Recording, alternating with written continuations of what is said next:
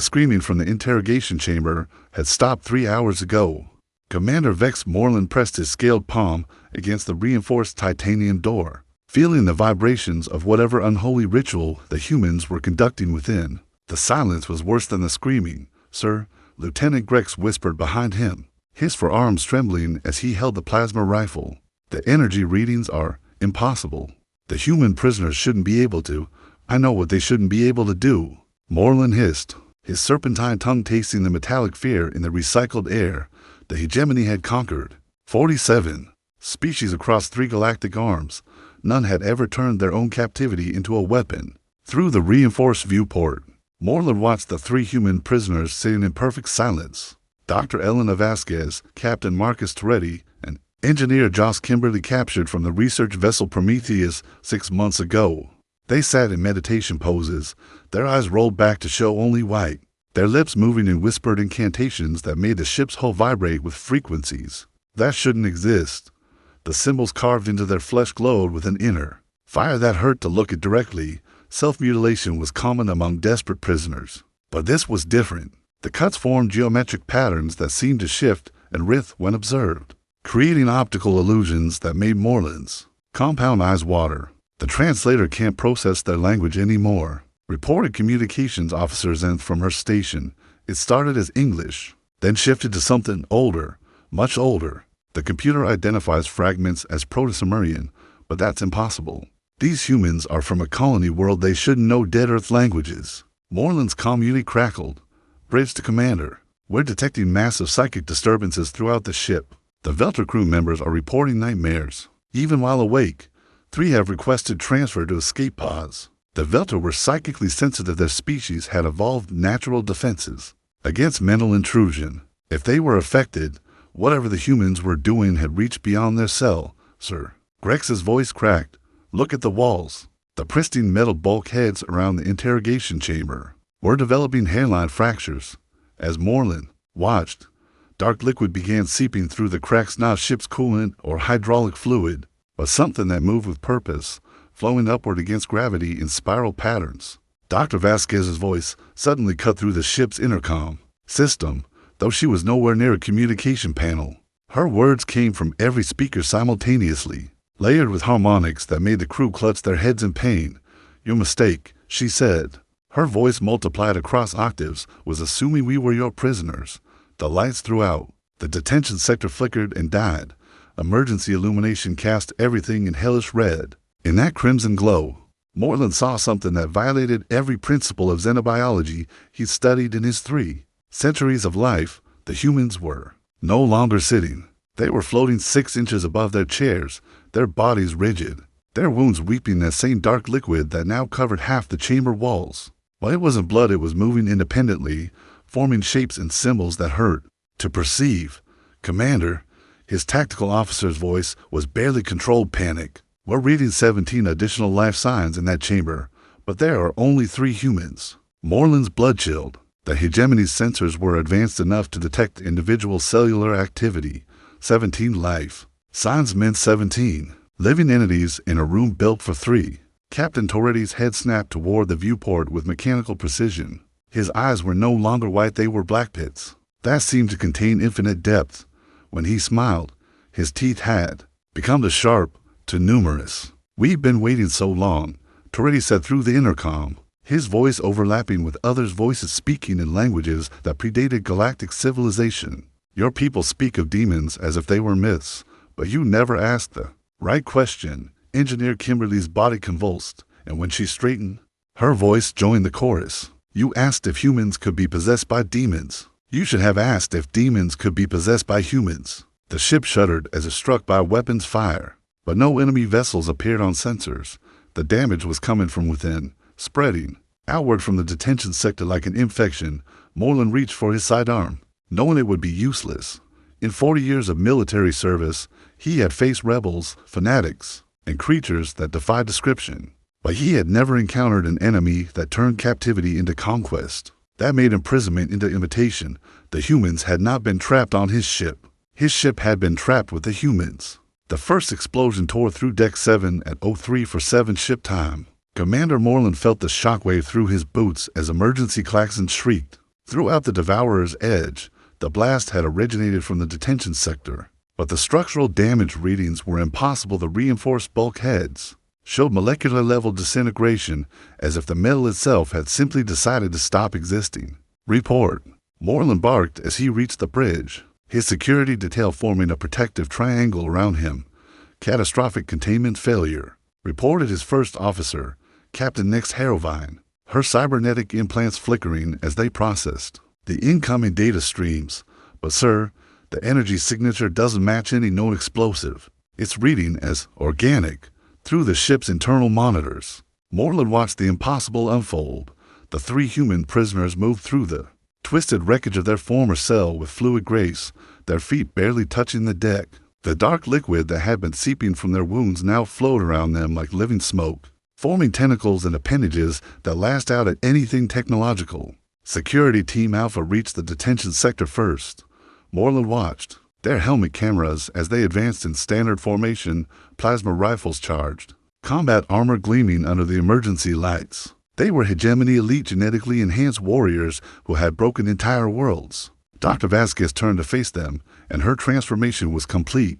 Her human features remained, but they were stretched wrong, as if something vast was trying to wear a mask too small for its true form. When she opened her mouth, the sound that emerged shattered the team's audio pickups. The demons riding within her human shell spoke in the frequency of breaking bones. Fire! Fire! Team leader Vox screamed, but his words came too late.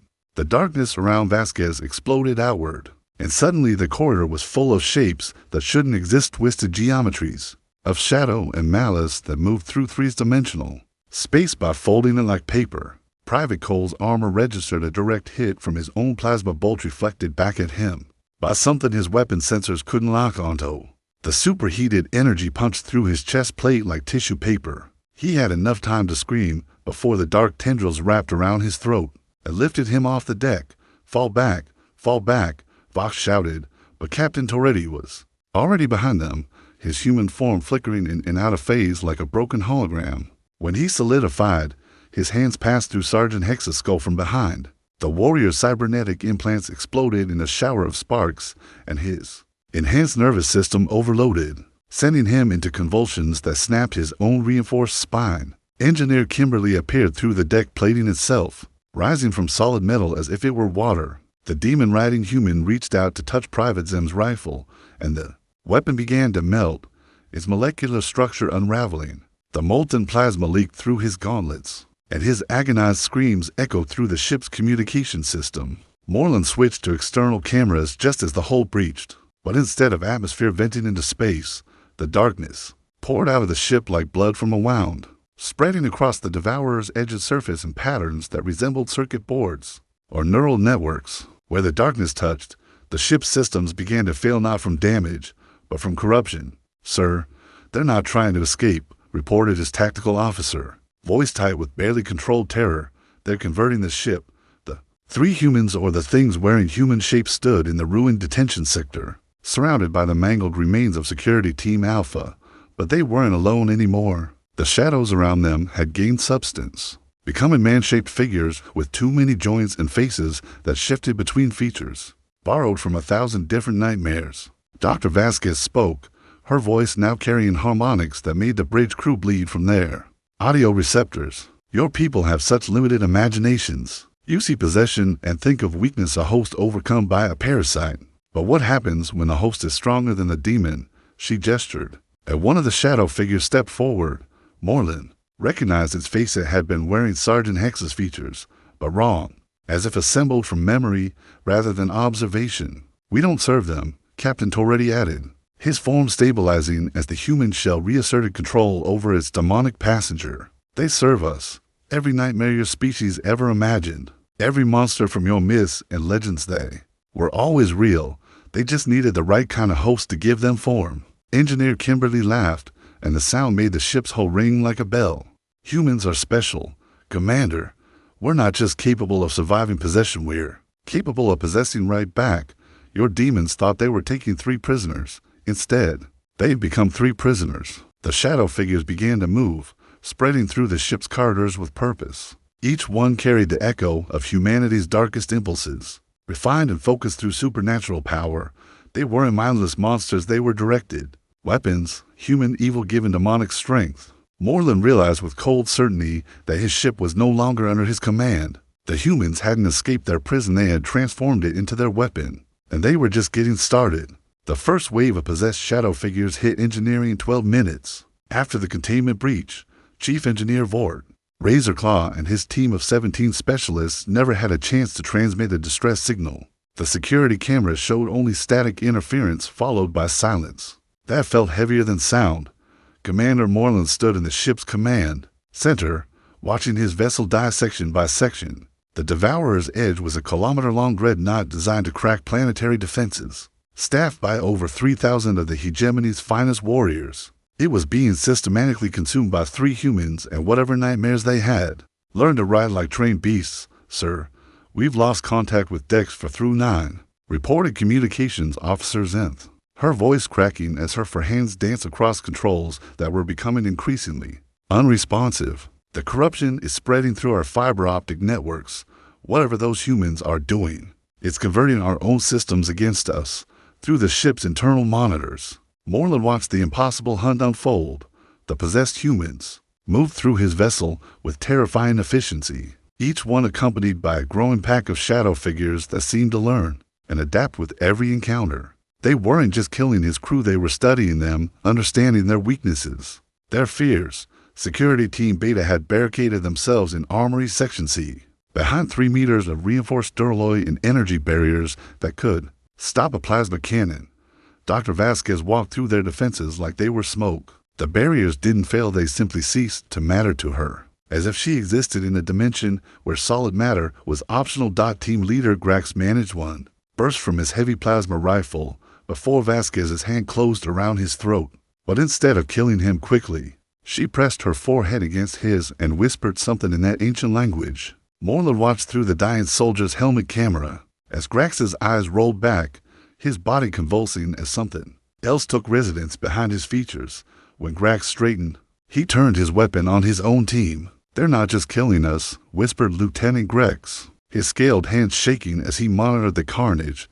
"They're recruiting us." The pattern became clear. As Moreland switched between camera feeds, the humans weren't engaging in random slaughter, they were conducting surgical strikes against key personnel, converting his most skilled warriors into additional weapons. Each possessed crew member retained their training and knowledge, but now served the demons riding inside human shells. Captain Toretti had reached the ship's medical bay, where Dr. Kelm Spirehart was trying to evacuate the wounded from previous encounters. The ship's chief medical officer was renowned throughout the hegemony. For his battlefield surgery skills, he had saved thousands of lives during the Rigel campaign. "Please," Dr. Spirehart begged as Toretti approached, his medical scanner showing readings that violated every known law of biology. "I have civilians here, non-combatants." Toretti smiled with too many teeth. "We know. That's why we came here first." The medical bay's lights flickered and died. When they returned, 12 more shadow figures stood among the hospital beds, each one wearing the face of a patient who had been on the edge of death moments before. The humans hadn't just learned to possess the living, they were recruiting from the dying as well. Bridged to all stations, Moreland broadcast on emergency channels. "This is Code Omega. All personnel are authorized to use any means necessary to stop the human prisoners. Extreme prejudice is authorized. Repeat, kill on sight." His words echoed through corridors that were no longer entirely his ship. The metal walls had begun to change, developing organic curves and surfaces that pulsed with their own heartbeat. The darkness wasn't just corrupting the Devourer's Edge, it was digesting it, transforming the vessel into something that belonged in humanity's nightmares rather than space. Engineer Kimberly's voice came through the comm system, speaking from everywhere at once. "You still don't understand, do you, Commander? This isn't an invasion. It's an education. Your species has spent millennia trying to understand the nature of evil, the source of the monsters that haunt your sleep. We're here to provide a practical demonstration." The ship shuddered as something massive moved through its lower decks. Moreland's sensors detected a life form over 50 meters long, but the readings made no sense. It registered as both organic and mechanical, both solid and energy, both present and absent simultaneously. "Sir," his tactical officer's voice was barely a whisper, "I'm reading something in the main hangar bay. It's building something. The external cameras showed the hangar, filled with twisted metal and organic growths that defied classification. The shadow figures were working with possessed crew members to construct something. That hurt to look at directly a fusion of hegemony technology and otherworldly architecture. That seemed to exist in too many dimensions at once. They're not trying to take the ship, Moreland realized with growing horror. They're turning it into a gateway. Dr. Vasquez appeared on his bridge, materializing from the deck plating like smoke given form. The dozen elite guards surrounding. Moreland opened fire simultaneously. Their combined plasma bursts creating enough heat to melt through a battle tank. The energy passed through her harmlessly. "You're beginning to understand," she said, her voice layered with harmonics that made reality itself seem fragile. "We didn't need to escape your prison, Commander. We needed you to bring us exactly where we wanted to go." Through the main view screen, Moreland saw other hegemony vessels approaching a full battle fleet, responding to his distress beacon. Dozens of ships carrying hundreds of thousands of warriors, all moving toward what they thought was a rescue operation. They had no idea they were flying directly into humanity's trap. Fleet Admiral Kex Voidrenner commanded the most powerful armada in hegemony space from the bridge of his flagship, Eternal Dominion, 47 vessels strong. The Third Imperial Fleet had broken rebellions across 6 star systems. The distress beacon from the Devourer's Edge had triggered immediate response protocols. No hegemony vessel was ever abandoned. "Admiral," reported his tactical officer, Commander Nick Stormeye, "we're detecting massive energy fluctuations from the Devourer's Edge. The readings are unprecedented. I'm showing biological signatures integrated with technological ones." Through the flagship's main view screen, the Devourer's Edge looked wrong in ways that hurt to perceive. Its hull had developed organic curves and protrusions that pulsed with bioluminescent patterns. What had been a sleek instrument of war now resembled something grown rather than built. "Open communications," Admiral Voidrender commanded. His 400-year career had taught him to expect the unexpected, but the silence from Commander Moreland's vessel filled him with uncharacteristic unease. The response came not from the bridge, but from everywhere at once. Dr. Elena Vasquez's voice filled every speaker in the fleet simultaneously, her words carrying harmonics that made the crews clutch their heads in pain. "Welcome, Admiral. We've been expecting you." The Devourer's Edge began to change more rapidly, its transformation accelerating as the fleet approached. The ship's weapons arrays reconfigured themselves into configurations that resembled biological organs more than military hardware. Where plasma cannons had been mounted, flowering apertures opened and closed like breathing orifices. "All ships, battle formation," Admiral Voidrender commanded.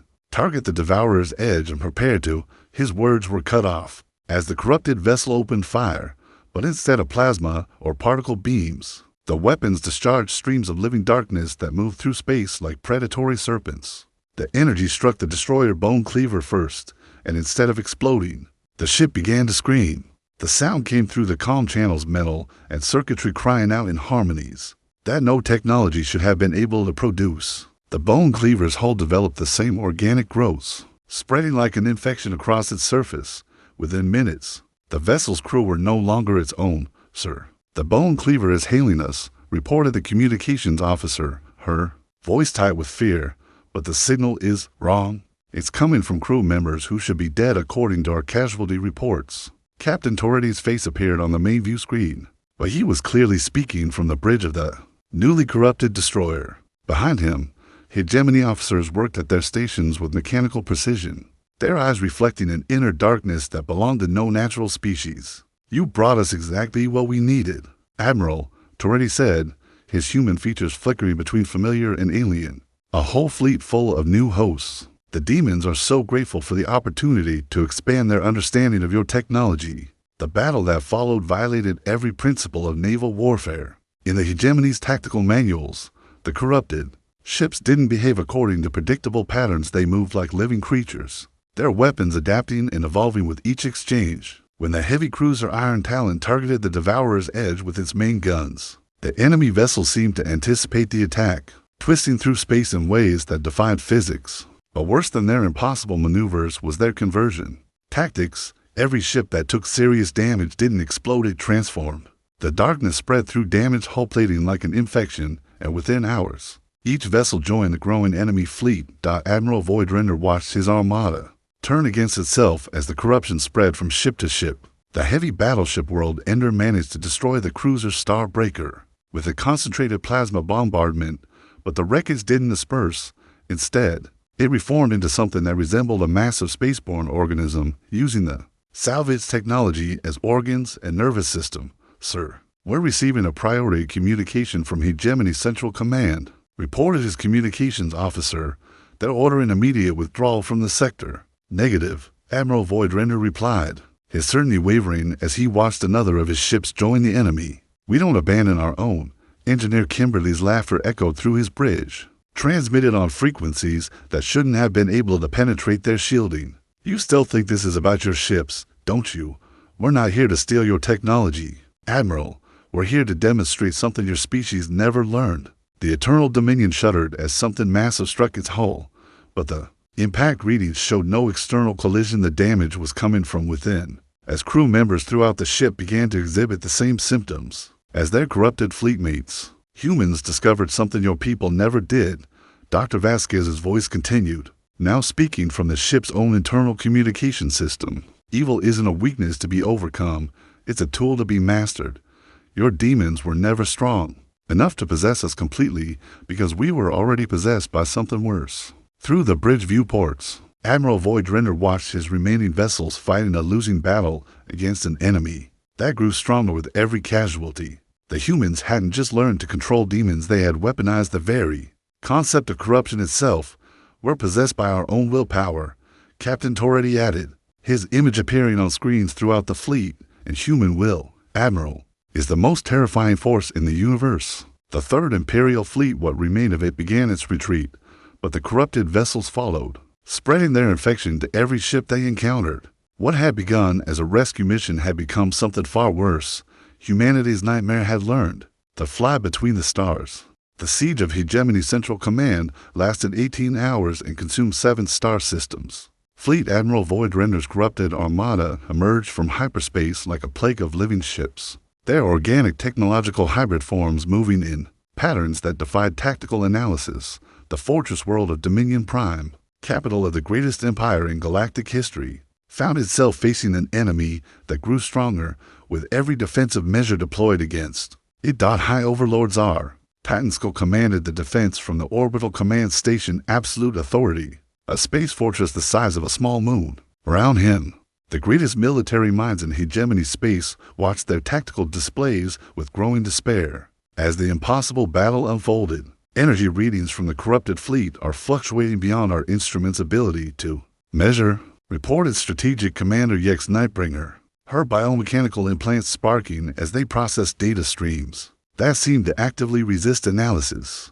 Sir, they're not just using our captured ships, they're breeding with them. Through the main tactical display, the truth of her words became horrifying apparent. The vessels that had once been the Third Imperial Fleet were coupling with each other, their hulls flowing together like liquid metal, creating amalgamated monstrosities that combined the firepower of multiple ships with organic adaptability that made them nearly impossible to target effectively. The first wave struck the outer defensive grid at 0847 station time. The hegemony had surrounded Dominion Prime with 48 automated defense platforms, each one capable of sterilizing an entire world.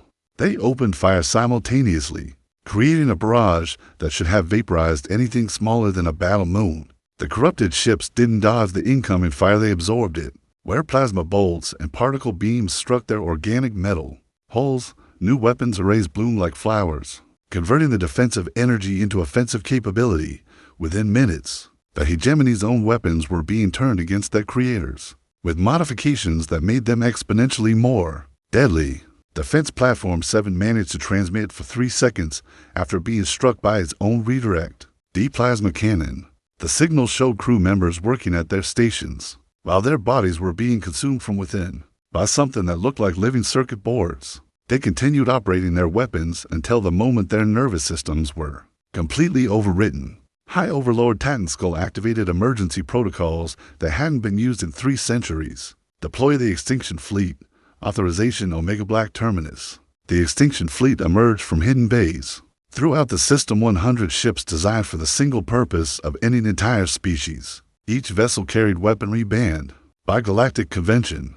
devices that could unmake matter at the subatomic level and weapons that targeted the quantum foundation of reality itself. Dr. Vasquez's voice reached them across impossible distances, speaking directly into the command staff's minds rather than through communication systems. Still thinking conventionally, Overlord. Still believing that bigger weapons solve problems that transcend physics. The extinction fleet opened fire with weapons that had destroyed 3 previous galactic civilizations, reality-rending torpedoes that could unweave the fabric of space-time itself struck the corrupted vessels directly. For a moment, tactical displays showed what appeared to be complete annihilation of the enemy fleet. Then the explosions reversed themselves. The destroyed ships reformed from their own debris. But the process incorporated the quantum-level destruction they had experienced, making them immune to the same weapons that had briefly unmade them. The corrupted fleet had learned to weaponize their own destruction, turning annihilation into evolution. Captain Toretti appeared on every screen throughout the Hegemony Defense Network, his human features now completely integrated with the demonic presence riding within him. Your people have such linear thinking, Overlord.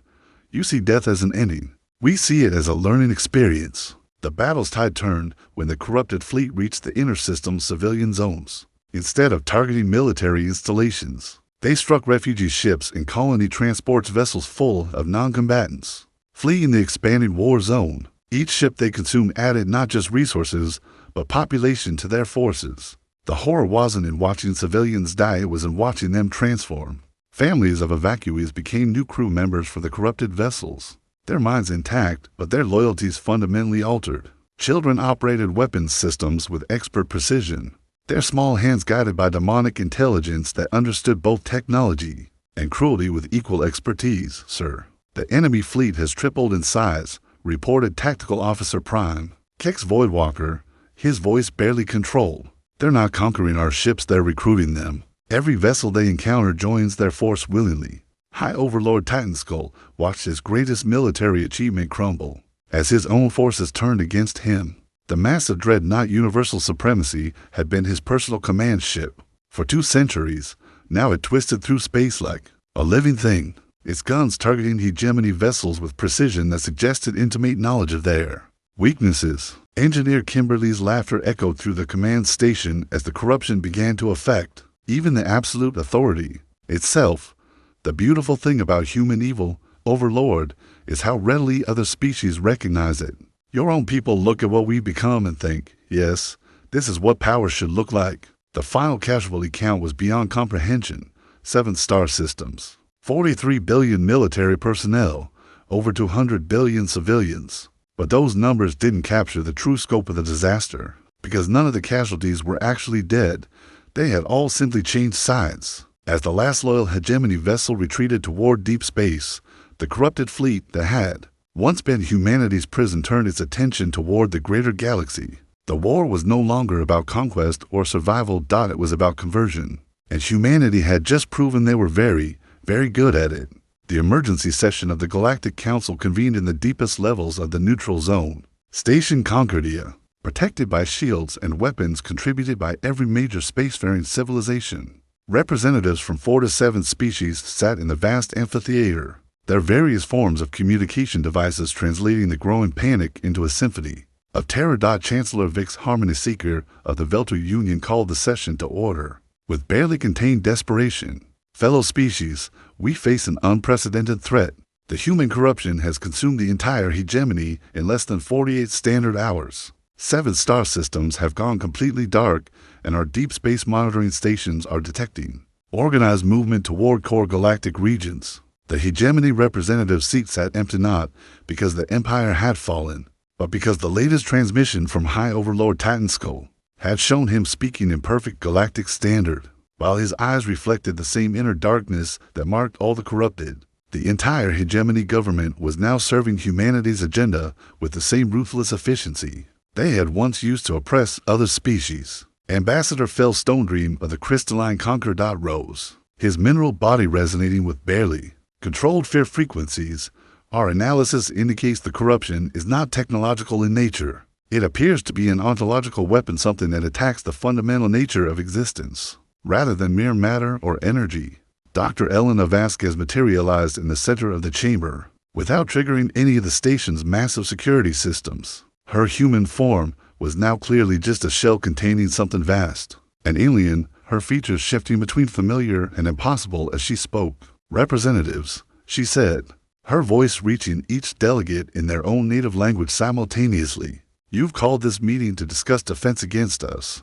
How refreshingly direct. Most species spend months deliberating before accepting the inevitable. The chamber erupted in panic as security forces opened fire with weapons from dozen different civilizations. Energy beams, plasma bolts, matter disruptors, and quantum scramblers filled the air with lethal radiation.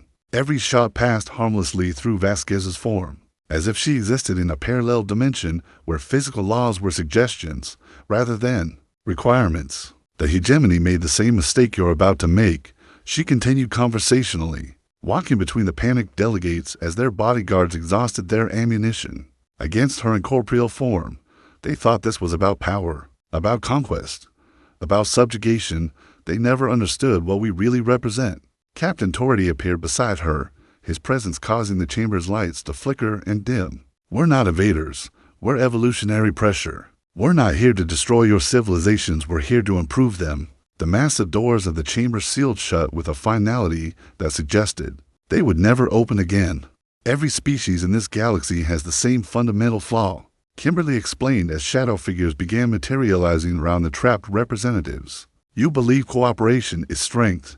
You think unity requires consensus. You've built entire civilizations around the idea that progress comes from everyone working together toward common goals." The shadows reached out with tendrils that passed through technological barriers, like they were made of light, touching delegate after delegate.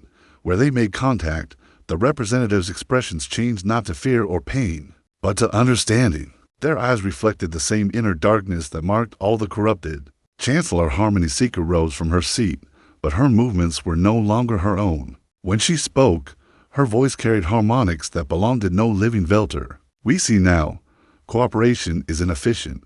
Unity through force is faster. Progress through dominance is more reliable." One by one, the representatives of 4 to 7 civilizations stood and formally surrendered their species to humanity's agenda, not because they were forced to, but because the demonic presence riding within human shells had shown them a more efficient way to organize galactic society. "The beautiful thing about corruption," Dr. Vasquez explained as the delegates began transmitting surrender codes to their homeworlds, "is that it's ultimately voluntary. We don't make anyone serve us.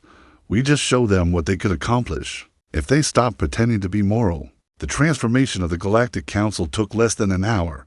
When it was complete, 47 species had formally voted to implement what they called the human solution, a galaxy-wide government, based on the principle that the strong should dominate the weak with maximum efficiency. The irony was perfect. The species that had once feared human aggression were now arguing among themselves about who could implement human tactics most effectively. The Velter, previously known for their pacifist philosophy, were volunteering to serve as enforcers. The crystalline Concordat, builders of the galaxy's most beautiful art, were redesigning their creations to inspire terror rather than wonder. But the true turning point came when the emergency broadcast reached Earth itself. The homeworld of humanity received the news of their species' galactic conquest with reactions that surprised even the demons riding within their captured hosts.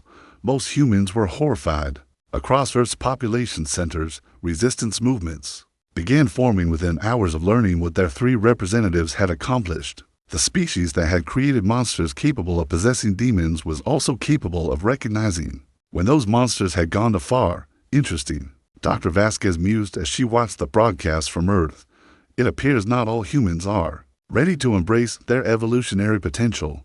Captain Torrety smiled, his expression now purely predatory. "Then we'll have to provide additional educational opportunities." The corrupted fleet that had once been the hegemony's 3rd Imperial Fleet began moving toward the Sol system, but now they carried weapons and personnel from 4 to 7 different civilizations. They were no longer just humanity's nightmare. Made manifest, they were the galaxy's nightmare. Guided by human will and empowered by the voluntary submission of every major spacefaring species, Earth had less than 72 hours to prepare for the return of its most successful ambassadors. The defense of Earth lasted 6 days and ended not with humanity's surrender, but with something far more terrifying: humanity's choice. Admiral Sarah Chen-Okafor commanded the Combined Earth Defense Fleet. From the bridge of the battleship Defiant Dawn, humanity's most advanced vessel. Around her, officers from every nation and colony world worked with desperate efficiency as the corrupted Armada approached their home system. The fleet coming to liberate them consisted of over 10,000 vessels from 47 different species, all crewed by beings who had willingly embraced humanity's darkest potential. Man, incoming transmission from the lead vessel, reported Communications Officer James Park, his voice tight with barely controlled emotion. It's Dr. Vasquez. She's requesting permission to dock at Luna Station for what she calls voluntary conversion protocols.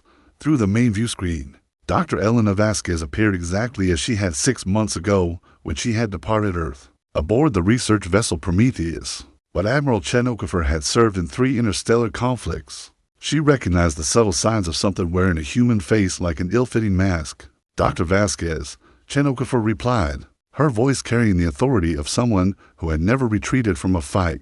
You've been classified as a hostile entity by Earth's Central Command. You and your fleet have 72 hours to leave this system or face the consequences. Vasquez laughed, and the sound carried harmonics that made the bridge crew wince. Admiral, you're speaking to representatives of a galactic government that controls 4 to 7 species and over 200 star systems. We're not here to threaten Earth, we're here to invite humanity to join the civilization we've built in your name.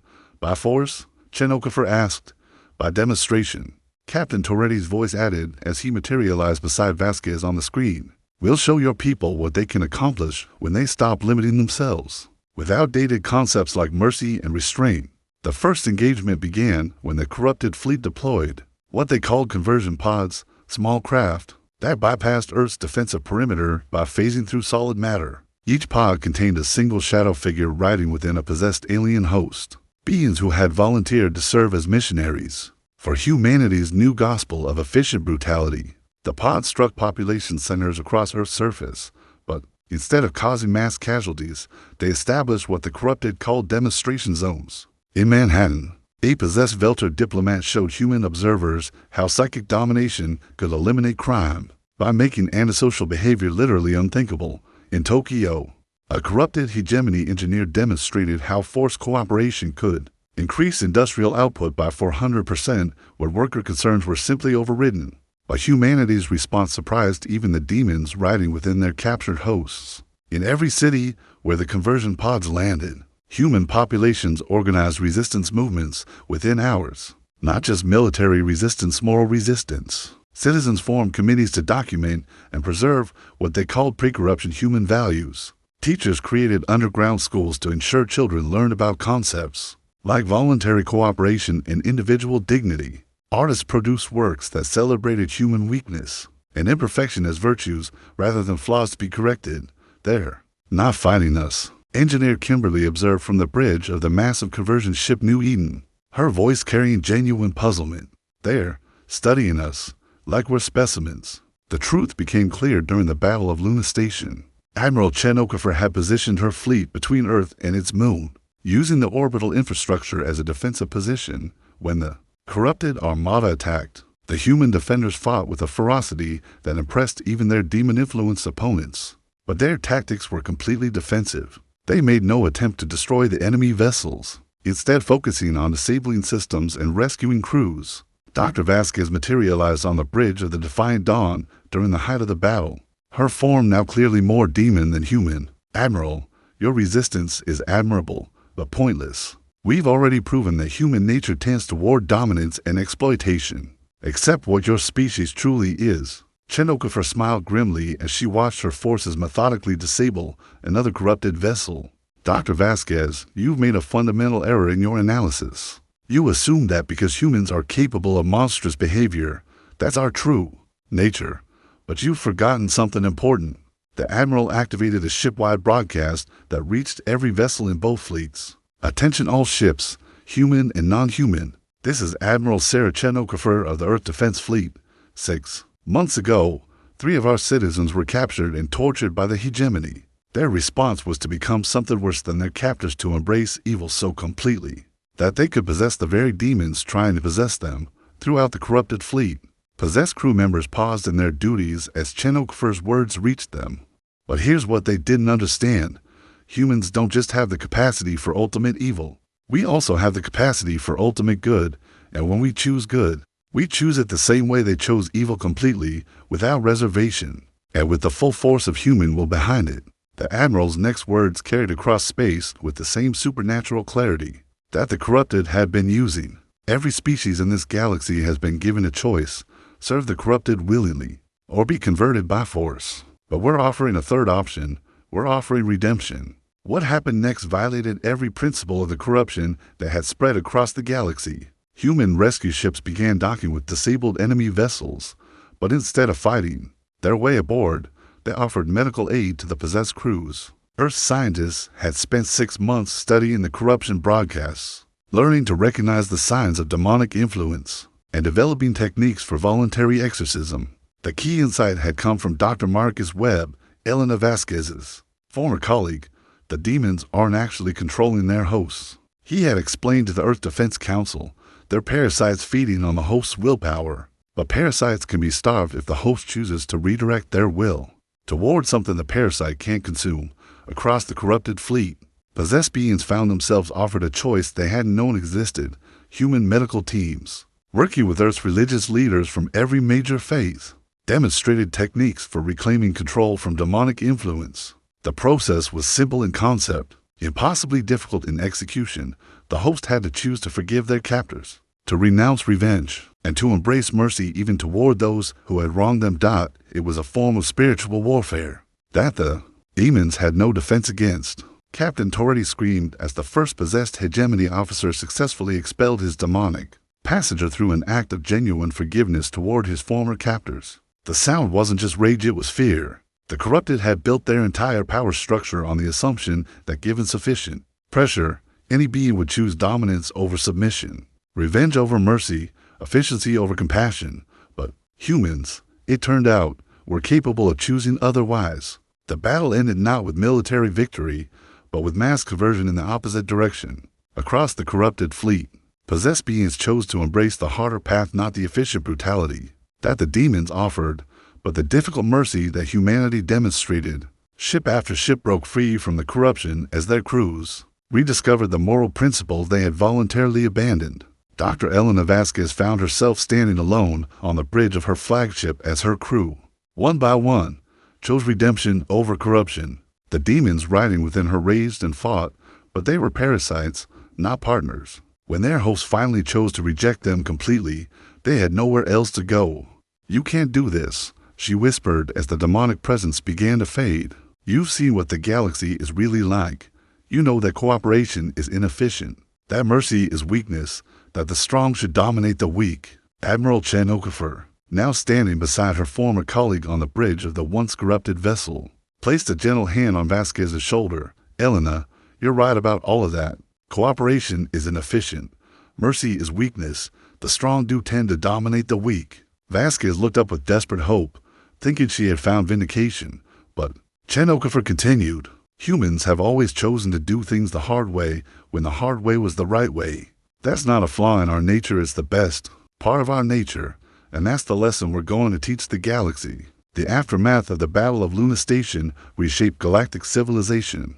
The 4 to 7 species that had willingly served the corrupted found themselves offered the same choice that leaders had been given: continue serving efficiently brutal masters, or learn to build societies based on the more difficult principles of voluntary cooperation and mutual aid. Most chose the difficult path. The few who didn't were not destroyed or forced into compliance.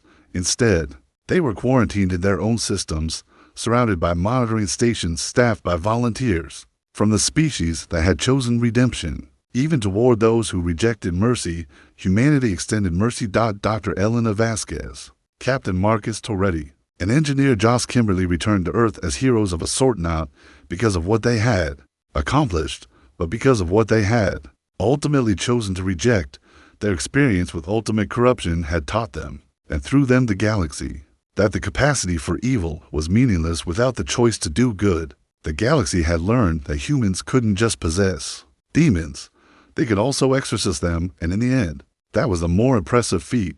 In Pelagway 5 years later, the Galactic Cooperation Council convened its annual session aboard the station New Concordia. built jointly by all 4 to 7 member species using techniques that prioritize beauty and cooperation over efficiency and dominance. The representatives who had once voted for humanity's solution now work together on problems that had no easy answers, making progress through the slow, difficult process of genuine consensus building. Admiral Sarah Chen Okafor, now serving as Earth's representative, watched the debates with quiet satisfaction.